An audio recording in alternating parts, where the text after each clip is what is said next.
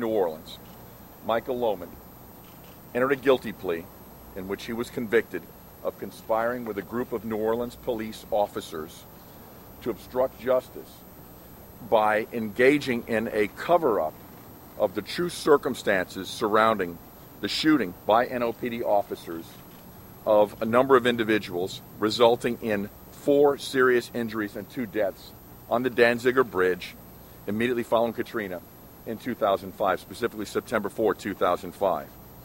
Now, today's guilty plea is a result of an investigation, a federal investigation, that we began jointly. That is, the U.S. Attorney's Office, special agents of the FBI, and the Civil Rights Division about 1.5 years ago, after the state prosecution had terminated, had ended.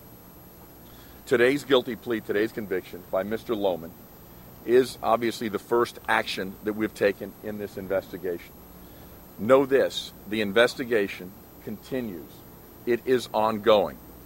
You all, you members of the press, have what I believe is a pretty detailed factual basis that I urge you to read, to look hard at, that goes into, I think, some detail in describing the facts and circumstances surrounding the shooting, but more importantly, a pretty elaborate ongoing conspiracy to cover up the circumstances of that shooting.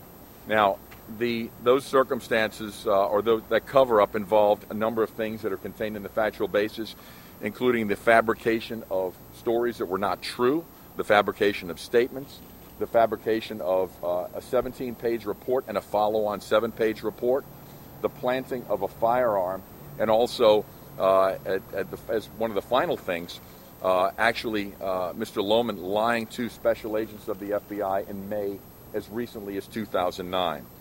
So as I said, the investigation goes on. After this statement to the press, we will simply rely on the public record for the press to refer to. We're not going to make any additional statements. We will try to answer your questions, but I'm going to tell you, because this is an ongoing investigation, we're going to be very circumspect about information we provide. So please bear with us in that regard.